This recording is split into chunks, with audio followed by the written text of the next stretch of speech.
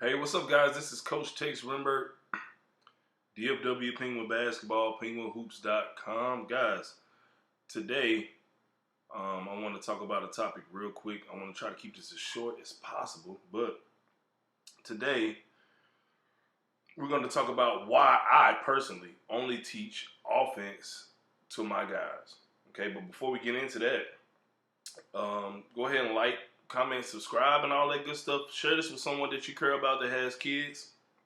Okay, I'm pretty sure the information you guys are getting stuff from this information. Someone else that you know or care about that has children will get something from it as well.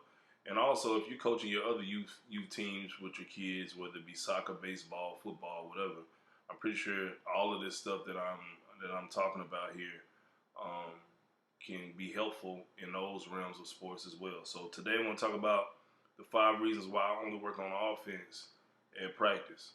Okay, and these are very, very important, and this is one of the reasons why, um, I feel like a lot of the stuff that I do with the kids that I have is so successful. But number one, okay, you got to understand that in basketball, a player's offensive skill, IQ, and his scoring ability determines their value as a player.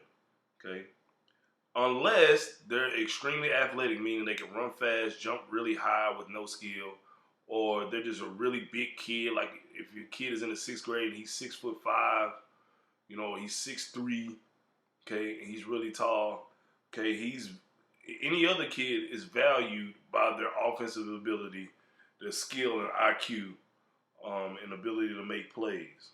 Okay, so if a kid is going to try out, or if you walk into a gym, right, and you see some kids playing, the number one thing you're going to notice, or the first thing you're going to notice about a kid that is considered playing well in the sport of basketball, is them scoring the ball.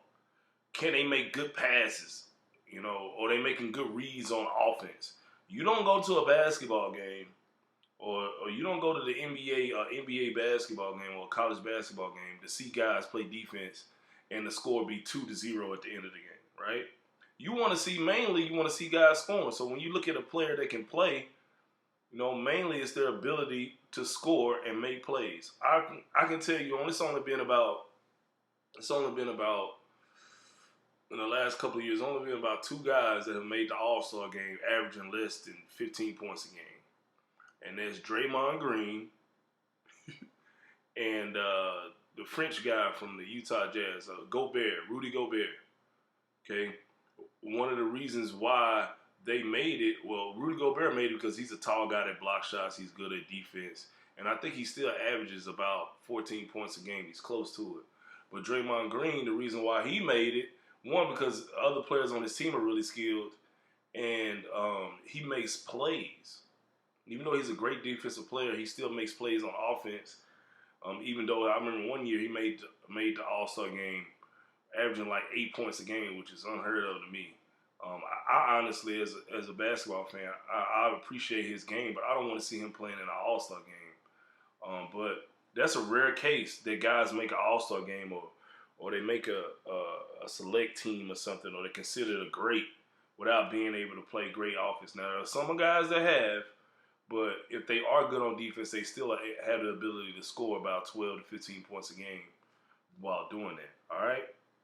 So number two is one of the reasons why I only teach offense is, my big thing is getting guys better at the sport of basketball so they can make the school team and do well in school ball. And every coach is different. Some coaches want to press all games. Some coaches want to play man-to-man half court. Some want to play man-to-man full court. Some want to run zones, half court zones, 2-3 zones, all different types of zones, matchup zones. So it's kind of a waste of time to me to teach my team different defenses, okay? Because all school coaches play different defenses. I might have 10 kids on my team, and they all go to different schools in all different school districts, right? And they make it to varsity. And if I've been working on pressing the whole time, and all of these guys, it's only 3 guys on the team where their varsity team presses a lot, the other kids are going to be lost. So it's going to be a waste of time for me to teach them defense when I could have been teaching them offense, where at least they'll be skilled enough on offense to make the team. And then their coach, okay, can teach them the principles of the defensive schemes. But every coach's offensive principles and what they value is the same. Can a kid score? Can he make a shot? Can he dunk the ball? Can he make a read on a pick and roll? Stuff like that. So that's why it's important. Every coach's defensive philosophy is different, but their offensive philosophy is pretty much the same. Can this kid score? Can he make plays? Can he or she make plays? All right?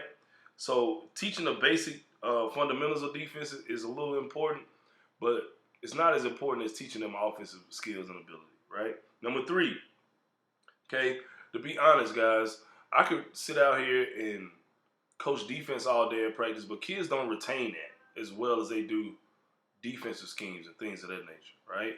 So the kids don't do it. This is number 3, because most kids don't want to play defense and they don't value playing defense. So why work on that during the 2 to 4 hours a week that we're practicing when I could be working on them, becoming or doing something on offense that's going to help them get better as a player overall and look better towards their coaches and build more value towards their game. So that's number 3. Number 4, okay, like I said, my big thing is developing guys.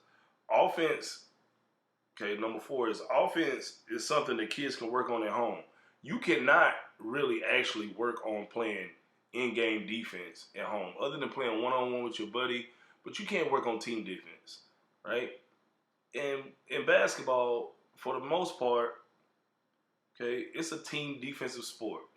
Okay, now some kids have the natural ability to play one-on-one defense, but most kids don't. It's a team defensive sport, and with zones, especially from 7th grade up to varsity, most school teams they run zones or stuff like that. So there's not a lot of isolations, and it's not like the NBA where you can get a 3-second defensive call for coming over and helping early and sitting in a help position.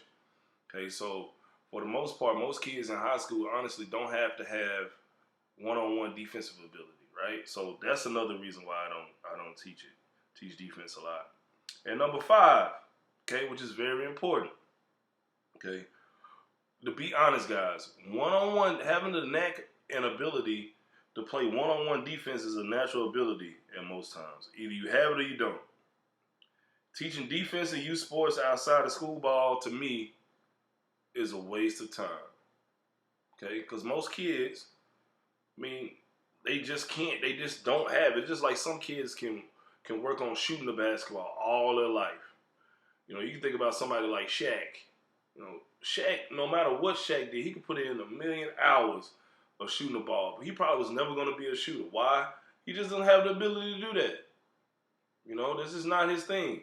And every kid, that's a small example, but not every kid can play one-on-one defense well. Not every kid understands and has a knack to rotate early. So why waste time doing that in AAU ball or youth sports where you can be teaching them offensive ability, offensive skill, offensive basketball IQ stuff, and building value to their game. Because like I said in the first point I made, okay, the number one thing when you go into a gym and you see a kid play, you don't look at how good they play defense.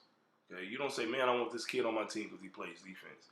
You look at a kid and say, man, I want this guy on my team because he can score it, he can shoot it, he can pass it, or he's a good point guard, or he can really score in the post. You don't look at it and say, oh, I want this kid on my team because he's a lockdown defender in the 5th grade. Like, that's not what it is. So, guys, that's pretty much it. Guys, if you got anything from this, man, feel free to share it with someone you care about. Like, comment, subscribe. Log on to Penguinhoops.com.